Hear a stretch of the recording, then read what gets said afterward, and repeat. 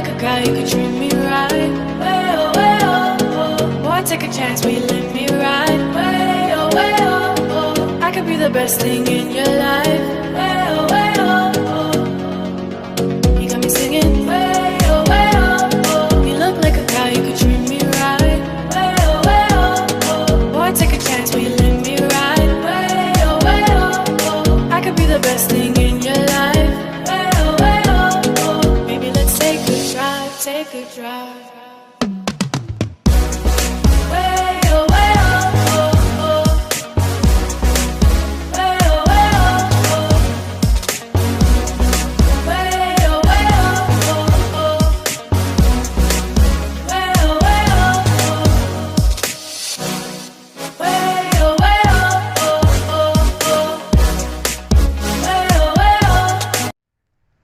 Hi guys! Welcome back to my channel again. For today my video, I'm gonna share with you guys DIY tomato scrub. Yes, tomato scrub.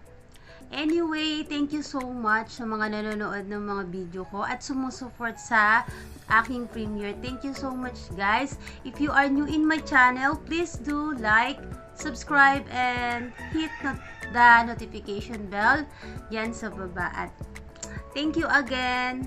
Ito na guys, kailangan natin ng kakulay ng aking damit, ang tomato. Syempre, kailangan natin siyang hiwain sa gitna.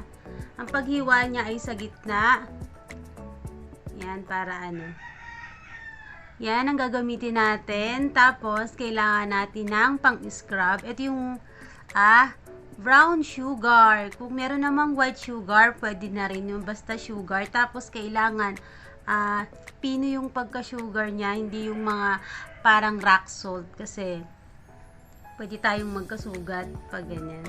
And then, ang gagawin lang natin ay hiwain. Tapos, spread lang natin siya ng sugar sa ibabaw. Or, kung gusto nyo naman, pwede din namang i-dip. Dip nyo na lang siguro. Yan, para magkaroon siya ng lahat, magkaroon. Ganun. And then, wait lang pala, dapat masyado kasi siyang messy. Natulo pa siya. So, kailangan nating maglagay ng headband. Kailangan nating maglagay ng headband kasi nga, para hindi malagyan yung ating buhok. Dahil parang malalagyan siya dahil sobra siyang basa. Yan.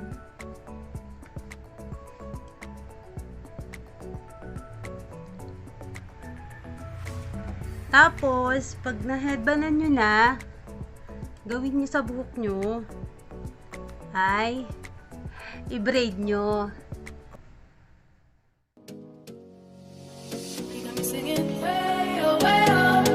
Look like a guy who could treat me right. Way oh, oh. Boy, take a chance, will you let me ride? Way oh, oh. I could be the best thing in your life.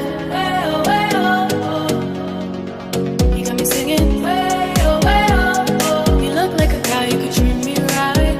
Way oh. Boy, take a chance, will you let me ride? Way oh. I could be the best thing in your life. Take a drive.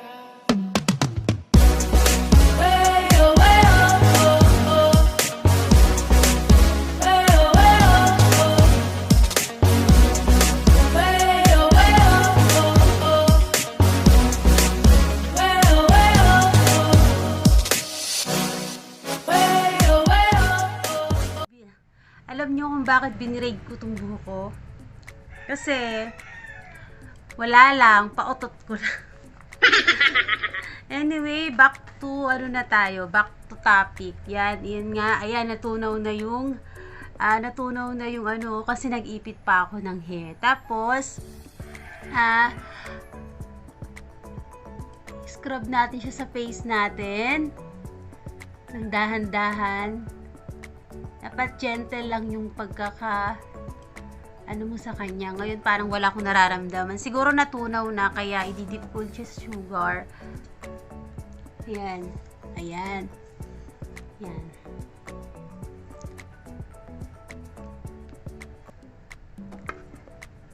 Natulo siya. Lalabas na yung katas niya.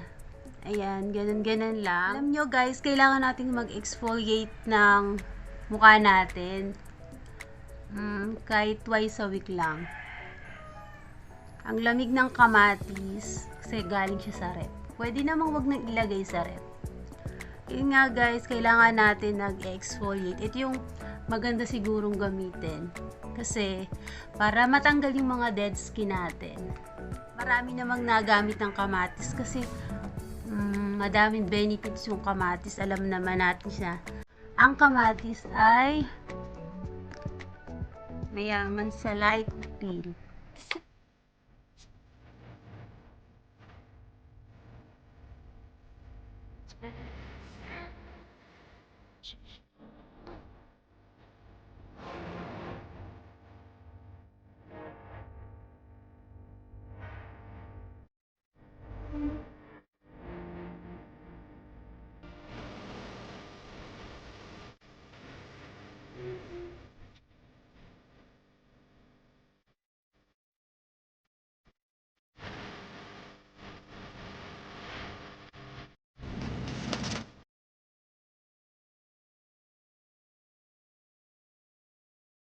O nga pala, dapat pag naglagay kayo nito, dapat wala kayong nakalagay sa mukha.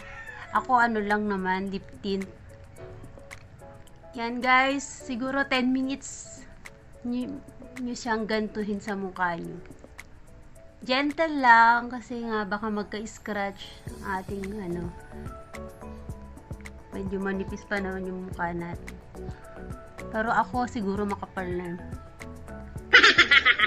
Kamatis. Itong kamatis, siguro pwede natin itong gawin araw-araw. Pero yung pag-scrub, siguro twice a week lang enough na. Alam nyo ba yung tomato scrub ay nakakapag-reduce ng blackheads, tsaka madali niyang mapagaling yung mga pimples. Tomato everyday. Pwede mo siyang gamitin everyday sa face mo.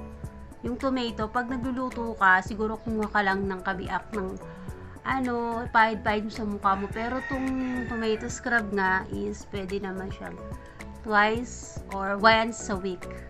Diba? Kailangan din kasi ng face natin mag-exfoliate. So, maganda na rin tong ganito. Tingnan natin guys yung mga benefits ng sugar sa ating face. Yan. Smoothen skin. Nagpapa-smooth. Ayan, nagpapalambot. Tapos, brighten skin. Tapos, nape-prevent pa niya yung nape-prevent niya yung acne. Tapos, yung mga pores natin. Di ba may mga pores tayo dyan? Siguro yun. Pag in-scrub natin, nare-reduce natin yung pores. Tapos, tighten skin. Diba? Napakadaming benefits, kaya napaka-advisable naman siyang gamitin. And very organic.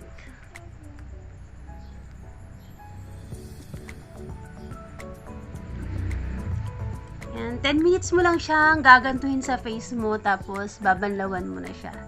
Mas maganda siyang gawin siguro sa umaga. Diba? Naghihilamos ka. Dahil umaga ngayon.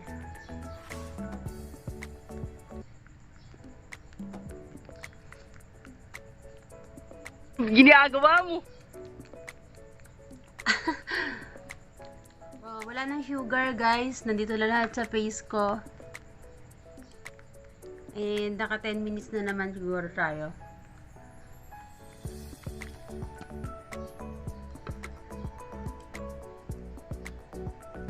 Yan, ang feeling ko ngayon ay ayan guys, wala naman akong nararamdaman na pangangati. 10 minutes na akong scrub sa face ko. Tapos, babanlawan ko na lang siya. And tignan natin yung result. Hindi ko napakita yung result kanina, pero meron akong mga blackheads dito talaga sa ilong ko. So, titignan natin kung may nawala or nawala na. Okay, magwawash lang ako ng face and then siguro pwede mo na siyang banlawan kahit anong tubig or maligam-gam. Siguro sa gripo na lang. Ayun na lang. Iniiwan pa siyang ano.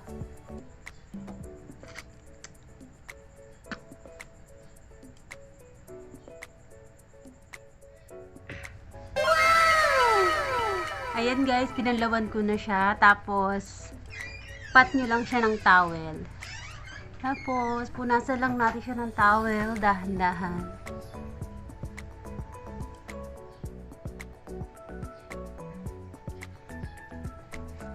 Tapos, ano bang nagbago sa kanya? Ganun pa rin. Yun, feeling ko ay iba yung feeling ko kanina at ngayon.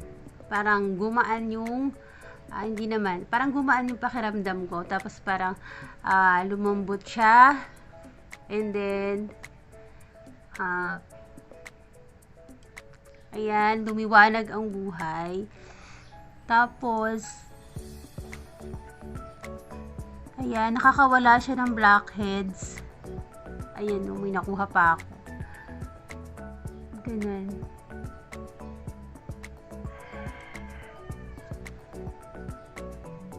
Maganda yung result niya guys, kaya itry nyo na dahil sa kusina lang naman yung pwede nyong gamitin at alam naman natin ang tomato at maraming gumagamit talaga kahit everyday siya, napaka-safe niya. Pero yung scrub nga is twice a week pwede na siya. And that's it for today. Di mo na kailangan gumastos ng malaki at bumili ng mga kung ano-ano. Nasa kusina mo lang, ikagaganda mo na. Char! Anyway, thank you. Thank you sa mga nanood. At sa mga hindi pa nag-subscribe, please subscribe para naman manotify ka kapag meron akong bagong upload. And thank you again. Be safe everyone. Bye-bye!